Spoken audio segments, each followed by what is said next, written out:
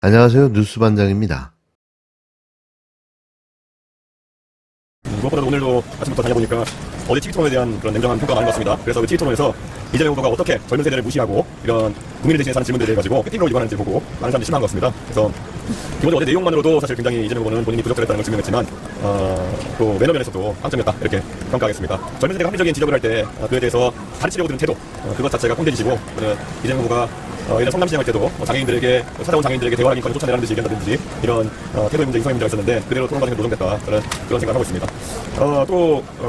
어제 토론 과정에서 안타깝게도 이재명 후보가 거짓말을 아주 선명하게 하고 말았는데요. 부정선거를 본인이 과거에 신봉하고 수개표나 이런 것에 대한 주장을 한 바가 있는 것이 명확함에도 불구하고 본인이 국정원의 개입에 대한 것을 부정선거라고 했다고 하는 등의 이거는 실수가 아니라 능동적으로 지원해가지고 국민 앞에서 거짓말한 거거든요. 그렇기 때문에 거짓말이 일상화되어 있는 후보다 이렇게 생각하고 어제 계속 이제 주변에서 공직선거법으로 이재명 후보를 고발해야 된다는 주장이 있었지만은 저희 개혁신당 내에서는 정치의 사법화를 막아야 된다는 의견을 유지하기 때문에 저희가 이재명 후보를 고발하기까지는 이르지 않게 되었습니다. 하지만 우리 국민들께서 이런 거짓말쟁이 후보에 대해서 어떻게 해야 되는지는 잘 아실 것이다 이렇게 생각합니다. 그리고 결과적으로 대한민국은 지금 주요 후보들 중에 부정선거론자가 아닌 사람은 저밖에 없는 상황이 되지 않았나 이런 생각을 합니다. 과거 부정선거를 믿었던 1번 그리고 아직까지 부정선거론자들과 또 윤석열 계엄 세력과 단절하지 못하는 2번 이 둘은 명확하게 음모론자적인 그런 성향을 보이기 때문에 선택지가 아니다. 그래서 이제는 유일한 상식의 선택을 가보인다 이렇게 말씀드리겠습니다. 미움, 치긋, 시옷, 쌍기역은 아직도 정신을 못 차리고 헤매고 있는데요. 주객이 전도된 해명을 내놓으며 아직도 폭주하고 있습니다. 이러니 쌍욕을 처먹고 있는 건데요. 아마도 늙어 죽을 때까지 대통령은 고사하고 국회의원 배지도 다시 달기 힘들 듯 보입니다. 이런 젊은 꼰대가 무슨 정치를 한다고 나대는 걸까요? 이제는 제발 꺼져줬으면 좋겠습니다. 이런 이준석의 반응에 이재명 후보는 이렇게 화답했는데요. 뻥 좀 그만 치라는 거죠. 기준입니다. 어제 토론 봤을 때 지난 1차 토론하고 좀 달리 상대적으로 좀 지난번에 약간 아웃복선이 이번 느낌이 나는데 조금 이게 맞받게 된 좀 전략 변화가 있는 것 같은데 이게 대해서 좀 어떤 생각이 있는지 한번 그렇게 보셨군요. 어제 토론에서는 저번 토론 때는 웬만하면 그냥 다 수용해주자가 이제 캠프의 방침이었어요.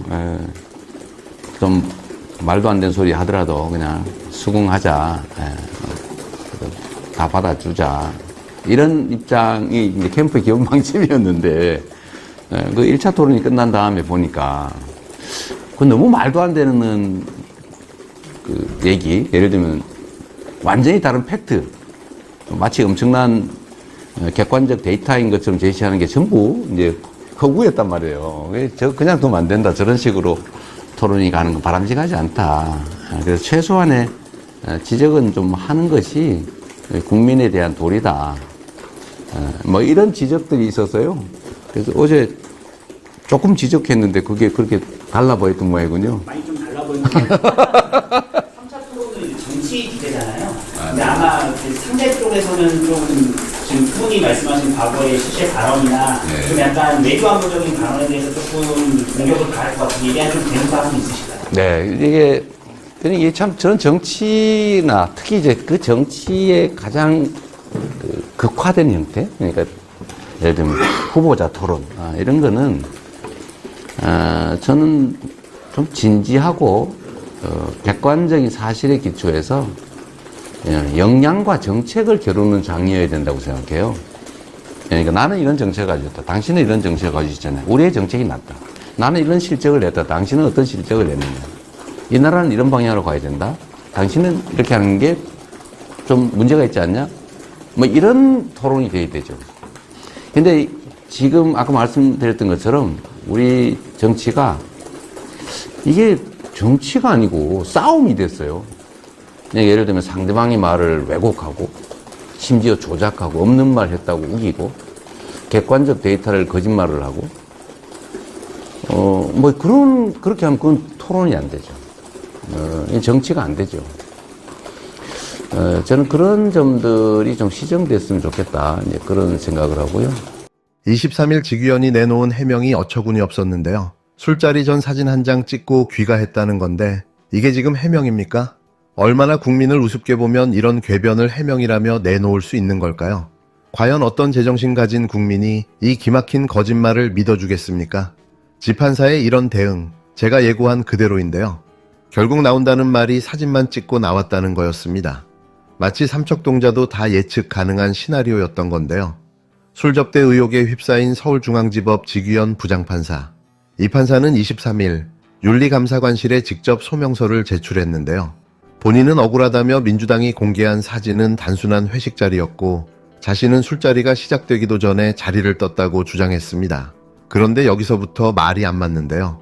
지판사의 해명에 따르면 2023년 여름 지방에 있던 법조계 후배들이 서울에 올라와서 저녁을 샀고 그들이 술 마시자며 인근 주점으로 자리를 옮기자 잠깐 따라가 사진만 찍고 곧장 나왔다는 겁니다. 술값은 누가 냈는지 접대는 있었는지조차 알지 못한다고 주장했는데요. 정말이지 뻔뻔하기 그지없는 해명입니다. 하지만 민주당의 제보 내용은 전혀 다른데요. 민주당은 이 사진이 2024년 8월경에 찍힌 것이며 동석자들 역시 단순한 후배가 아니라 직무 관련성 있는 인물들로 의심된다고 지적했습니다. 특히 사진 속 장소가 단순한 주점이 아니라 룸살롱 형식의 고가 유흥주점이었고 이 자리에서 고급 술 접대가 이루어졌다는 증언까지 확보했다고 주장하고 있는데요. 여기에 더해 중요한 사실 하나는 지판사는 바로 지금 내란 재판을 맡은 판사라는 점입니다. 김용현 전 국방부 장관, 노상원 전 정보사령관 등 계엄령 모의 관련자들을 심리하는 재판의 주심 판사가 바로 지규현인데요. 이런 민감한 사건을 맡은 인물이 유흥 접대 의혹까지 받고 있으니 공정성 시비는 피할 수 없는 상황인 거죠. 실제로 내란 관련 재판은 최근까지도 5차례 연속 비공개로 진행돼 국민적 비판이 거세게 일었는데요. 23일 오전에 열린 김용현 전 장관 재판도 처음엔 비공개로 열렸는데요. 방청객들이 퇴정당하자 임태훈 군인권센터 소장이 법정의 공개 요구를 외쳤습니다. 결국 재판부와 피고인 측, 검찰까지 고성이 오가는 상황까지 벌어졌는데요.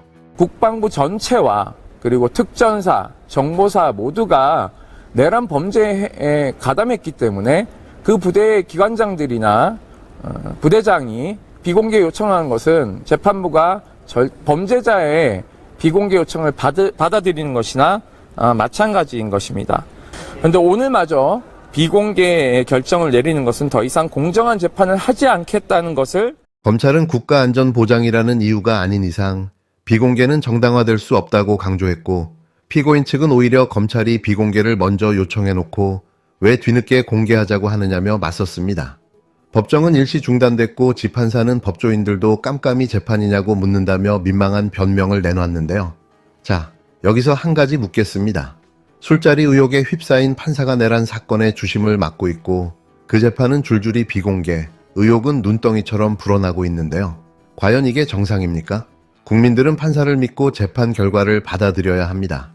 그런데 정작 판사는 술접대 의혹부터 비공개 재판까지 신뢰를 무너뜨리는 행보만 이어가고 있는데요.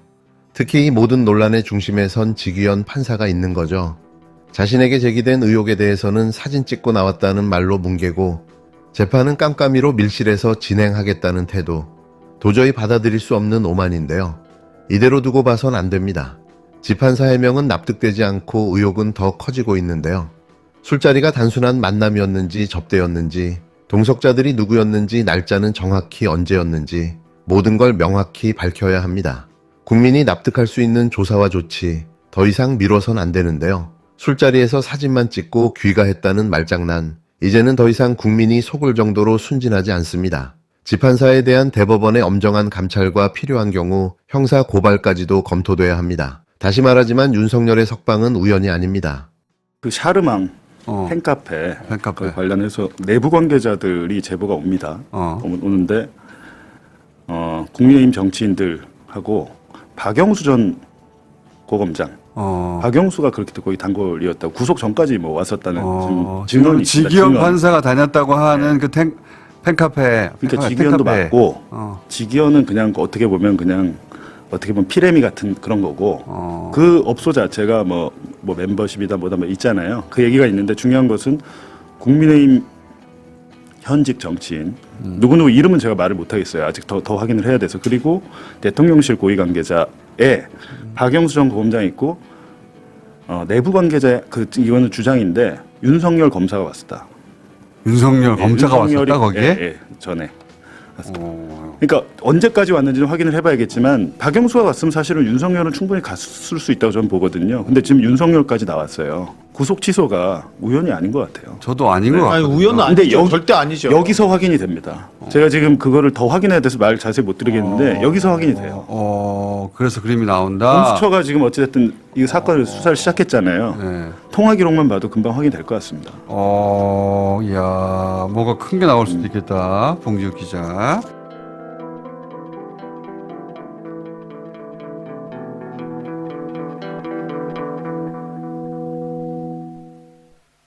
안녕하세요. 오늘 당신께서 보내주신 자료들, 이거 정말 흥미로운 지점들이 많더라고요. 네, 저도 보면서 여러 생각이 들었습니다. 특히 최근 그 정치 토론 여파부터 해서 또 사법부 인사에 대한 의혹까지 내용이 심상치 않아요. 맞습니다. 저희가 오늘 이 정보들 속에서 그 핵심 주장들, 또 논란들, 이게 뭔지, 그리고 혹시 이게 또 어떻게 연결될 수 있을지 좀 깊이 파헤쳐 보려고 합니다. 네, 좋습니다. 복잡한 사안들이지만 한번 차근차근 짚어보죠. 당신께서 이 정보들을 좀 균형 있게 보시고 또 중요한 시사점을 얻어가실 수 있도록 저희가 잘 풀어가 보겠습니다. 네, 뭐랄까 단순히 개별 사건이 아니라 좀 더 큰 그림을 보려는 시도가 필요해 보입니다.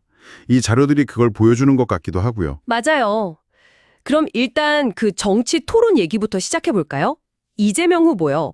토론 태도가 그 꼰대 같았다 이런 비판이 나온다는 내용이 있네요. 네, 젊은 세대를 좀 무시하는 듯한 그런 인상을 줬다는 지적인 거죠. 그러면서 과거에 그 장애인 관련 발언이라든지 이런 문제적 언행들도 다시 막 부각되고 있고요. 네, 맞습니다. 그리고 특히 그 토론 중에 과거에 본인이 주장했던 부정선거 관련해서요. 네네. 그때 했던 말이랑 좀 다른 상반된 이야기를 하면서 이게 거짓말 아니냐 이런 논란이 커지고 있다는 내용이 좀 눈에 띄더라고요. 그 부분 제보를 보면 이 후보 측에서 뭐 선거법 위반 고발까지도 생각은 했는데 이게 또 정치를 사법 문제로 가져가는 게 부담스러워서 실행은 안 했다. 이런 내용도 있고요. 네, 그런 뒷얘기도 있군요. 그러면서 이제 지금 후보들 중에서는 자기만 그 부정선거 음모론하고는 전혀 관련 없다. 이렇게 또 주장을 하고 있다는 거고요. 근데 또 상대 후보죠. 이준석 후보 측에 대한 비판도 있어요. 젊은 꼰대다, 뭐 정치 그만둬라 이런 격한 반응도 있고 네네. 여기에 대해서 이재명 후보는 뻥 좀 그만 치라 이렇게 맞받아쳤다는 내용도 있고 양쪽 다 상당히 날이 서 있네요. 그렇죠. 공방이 아주 거칠어지는 양상인데 이준석 후보 측 입장은 조금 다른 것 같아요. 어떻게 다른가요? 첫 토론 때는 그래도 좀 비합리적인 주장이라도 수용하려는 태도를 보였는데 그 이후에 보니까 이게 사실과 다른 내용이 너무 많더라. 네. 그래서 최소한 이건 좀 지적을 해야 하는 거 아니냐. 이게 국민에 대한 도리다. 뭐 이렇게 판단을 해서 두 번째 토론부터는 대응 기조를 바꿨다. 이렇게 해명을 하고 있습니다. 대응 기조를 바꿨다. 네, 그러면서 지금 정치 토론이 정책 경쟁은 없고 왜곡하고 조작만 난무하는 싸움판이 된 것 같다. 이런 현실이 좀 안타깝다 이런 말도 하고요. 객관적 사실에 기반한 토론 문화, 이걸 강조하고 있어요. 결국 뭐 양쪽 다 지금의 토론 방식에 문제가 있다. 이 점은 어느 정도 인식을 하는 것 같네요. 네, 그런 셈이죠. 이런 정치권의 공방도 문제지만 사실 다음 자료에서 다루는 이 사법부 의혹은 이게 신뢰의 문제라는 점에서 훨씬 더 심각해 보입니다. 그 지외원이라는 부장판사 술 접대 의혹이 있다고요? 네, 민주당 측에서 주장을 하고 있는 건데요. 이 판사가 올해 8월쯤에요. 그 직무 관련성이 의심되는 사람들하고 뭐 소위 룸살롱 형태의 좀 고가 유흥주점. 고가 유흥주점? 네. 거기에서 아주 고급 술 접대를 받았다. 이런 증언이랑 사진까지 확보했다는 겁니다. 사진까지요? 근데 판사 본인 해명은 또 다르잖아요. 맞습니다. 직 판사는 작년 여름, 그러니까 2023년 여름에 후배들이 서울 올라와서 저녁을 샀고 뭐 2차로 술자리 가자고 해서 따라갔는데 사진만 찍고 바로 나왔다. 잠깐 들렀다. 네. 그래서 술값이나 뭐 접대 이런 거는 전혀 모르는 일이다. 이렇게 해명을 했어요. 근데 이게 그 의혹이 제기된 시점하고 또 장소, 같이 있던 사람들 이런 부분에서 양쪽 주장이 지금 엇갈린다는 거죠. 바로 그겁니다. 시점도 다르고 장소에 대한 묘사도 좀 차이가 있고 동석자 성격에 대해서도 말이 다르니까 의혹이 더 커지는 거죠. 이게 그냥 넘어갈 수 없는 게 이 판사가 지금 맡고 있는 재판이 상당히 민감한 거잖아요. 네, 아주 중요하죠. 김용현 전 국방부 장관 같은 사람들이 연루된 그 내란 관련 재판, 이게 뭐 국가 안보하고도 관련이 깊은 사건인데 그 재판의 주심이라는 사실. 아, 주심 판사. 네. 그러니까 재판에 공정성 시비가 나올 수밖에 없는 그런 상황인 겁니다. 실제로 그 재판, 안 그래도 최근에 여러 번 비공개로 진행해서 비판이 좀 있었다는 내용도 자료에 있네요. 뭐 깜깜이 재판 아니냐는. 맞아요. 최근 재판에서도 그 비공개 결정 때문에 막 항의하는 소동도 벌어졌다고 하고요. 판사 본인도 아니 법조인들조차 깜깜이 재판이냐고 묻는다 이러면서 좀 민망해했다고 전해지더라고요. 본인도 민망할 정도인데 이런 상황에서 그 주심 판사가 술접대 의혹까지 받는다. 이거는 뭐 국민들이 재판 결과를 믿기 어렵게 만드는 거 아닌가요? 그렇죠. 사법부 전체 신뢰에 정말 큰 타격을 줄 수 있는 사안입니다. 심각하게 봐야죠. 자료를 보면 이 판사 논란이 또 특정 유흥업소하고 연결되는 흐름이 있어요. 아, 네. 그 이름들이 나오죠. 네, 팬카페, 샤르망 뭐 이런 것들이 언급되는데 여기에 대한 내부 관계자 제보가 상당히 구체적입니다. 국민의힘 정치인들 또 박영수 전 특검 그리고 이번에 논란이 된 그 직 판사까지도 여기 단골이었다. 이런 주장이 나왔어요. 네, 그 제보 내용이 상당히 파격적인데 여기서 더 나아가서요. 대통령실 고위 관계자뿐만 아니라 윤석열 대통령이 검사 시절에 이곳을 방문했다는 주장까지 포함되어 있습니다. 아, 대통령까지요? 이건 상당히 네, 물론 이 부분은 아직 뭐 확인이 더 필요한 말 그대로 주장 단계이긴 합니다. 그렇죠. 아직은 주장이죠. 근데 제보자는 최근에 그 윤 대통령 구속영장 기각된 거 있잖아요. 이게 혹시 뭐 우연이 아닐 수도 있지 않겠냐? 이런 식의 가능성까지 슬쩍 내비치고 있는 거죠. 와, 이게 정말 사실이라면 파장이 어마어마할 텐데요. 현재 뭐 관련 수사가 시작됐고 통화 기록 같은 걸 보면 진위를 알 수 있을 거다 이런 언급도 있네요. 네, 결국 수사를 통해서 밝혀져야 할 부분이겠죠. 어쨌든 지금 정치, 사법, 그리고 권력층을 둘러싼 어떤 보이지 않는 연결고리, 여기에 대한 의혹이 점점 구체적인 장소와 인물들을 통해 제기되고 있는 그런 양상입니다. 네, 오늘 저희가 살펴본 자료들을 이렇게 쭉 종합해보면 정말 격화되는 정치권의 공방 모습, 그리고 또 사법부의 신뢰를 뿌리부터 흔들 수 있는 심각한 의혹들. 네, 그렇죠. 그리고 이 모든 것들이 어쩌면 권력 구조와 연결될 수도 있다는 그런 의심까지 여러 층의 문제들이 아주 복잡하게 얽혀 있다는 걸 보여주는 것 같습니다. 맞습니다. 단순 가십으로 치부할 게 아니라 어떤 시스템적인 문제로 번질 가능성까지도 엿보이는 거죠. 당신께서 이 정보들을 이렇게 접하시면서 어떤 생각이 드셨나요? 정치와 사법 시스템에 대한 어떤 신뢰의 문제, 또 이 정보의 홍수 속에서 진실을 가려내는 것의 중요성, 이런 것들을 다시 한번 생각해보게 되는 것 같습니다. 네, 저도 같은 생각입니다.